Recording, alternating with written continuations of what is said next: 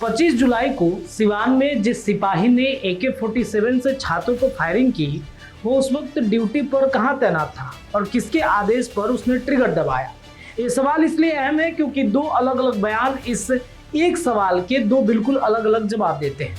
और अगर इनके एक बयान झूठे हैं तो झूठ बोलने वाले अधिकारी पर कार्रवाई कब होगी? आज इसी उलझन को सुलझाने की कोशिश करते हैं। घटना के तुरंत बाद नगर थाना में सब इंस्पेक्टर प्रभात कुमार ने एक लिखित आवेदन दिया। उसमें साफ लिखा गया कि 25 जुलाई 2026 को बिहार बंद के दौरान मेरी ड्यूटी जेपी चौक पर थी। गांधी मैदान की ओर से हजारों छात्रों की भीड़ पहुंची।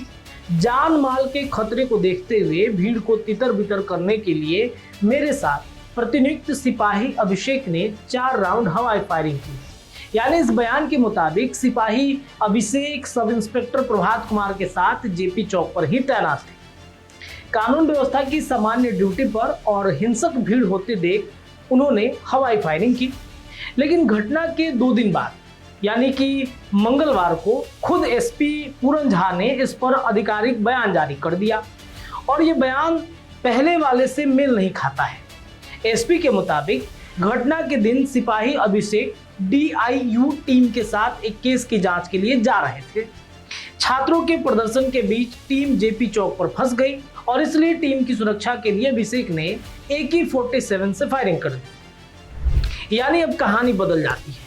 अभिषेक जेपी चौक पर तैनात नहीं थे बल्कि किसी और मामले की जांच के लिए जा रहे थे। एक टीम अलग यानी DIU के साथ थी और महज संयोग से भीड़ में फंस गई।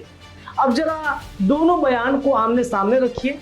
पहला विरोधाभास खुद ड्यूटी को लेकर एक बयान कहता है अभिषेक सब इंस्पेक्टर प्रभात के साथ प्रतिनियुक्त थे, जैसा कि प्रभात ने थाने में आवेदन दिया है और इस आवेदन के आधार पर मैं आपको बता रहा हूं। दूसरा कहता है कि वे DIOU टीम के सदस्य थे। दूसरा विरोधाभास फायरिंग की वजह से लेकर एक बयान कहता है कि भीड़ को तितर बितर करने के लिए फायरिंग हुई, तो दूसरा कहता है टीम की सुरक्षा के लिए फायरिंग हुई। और तीसरा विरोधाभास ये है कि घटना की पूरी परिस्थिति को लेकर एक तरफ हिंसक भीड़ के सीधे हमले का खतरा बताया गया, दूसरी तरफ ये है कि सिर्फ प्रदर्शन के बीच फंस जाने की बात कही गई। ये कोई मामूली अंतर नहीं है। इस बात का सीधा सवाल ये है कि आखिर सरकार खुद तय नहीं कर पा रही है, प्रशासन खुद तय नहीं कर पा रही है कि उस दिन हुआ क्या था। यानी कि सरकार और प्रशासन दोनों बेहद ही कंफ्यूज है। हो सकता है कि प्रशासन और एसपी साहब को इसकी ट्रेनिंग मिली होगी कि कंफ्यूज हो जाना है।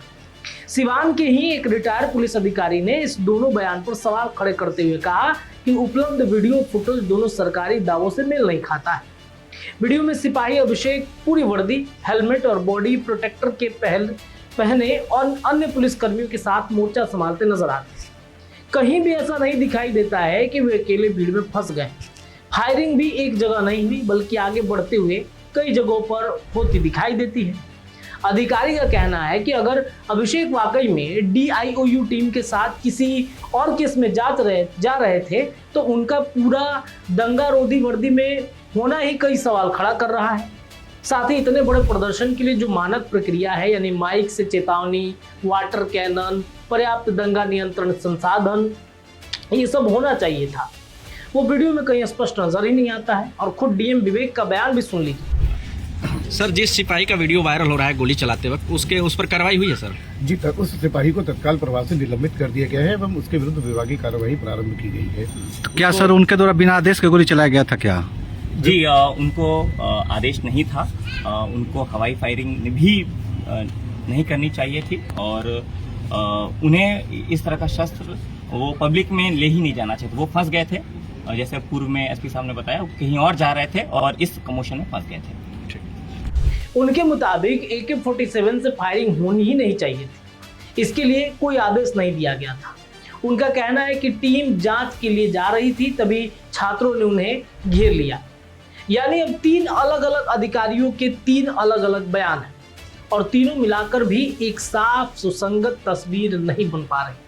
तो सरकार और प्रशासन से सीधा सवाल यही है कि एक ही घटना पर सब इंस्पेक्टर, SP, DM तीनों के बयान आपस में टकरा रहे हैं, तो सच क्या है?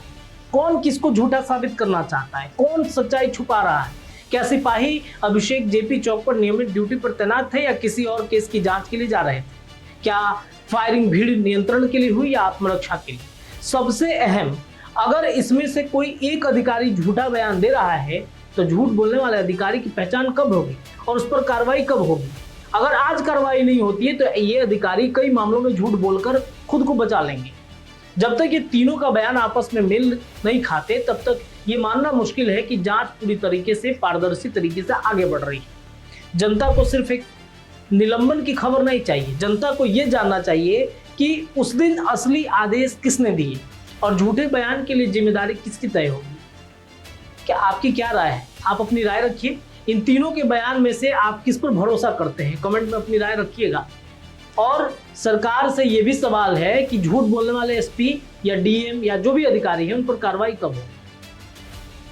जुड़े रहिए बिहार न्यूज टुडे के साथ, अपडेट जारी है। बहुत बहुत धन्यवाद। वीडियो पसंद आए तो इसे लाइक और ज्यादा से ज्यादा शेयर करें। हमारे चैनल को सब्सक्राइब करना न भूलें ताकि आपको हर जरूरी खबर सबसे पहले मिल सके। अगर आप किसी खास विषय या मुद्दे पर वीडियो देखना चाहते हैं तो कमेंट करके जरूर बताएं। आपकी राय हमारे लिए बेहद अहम है।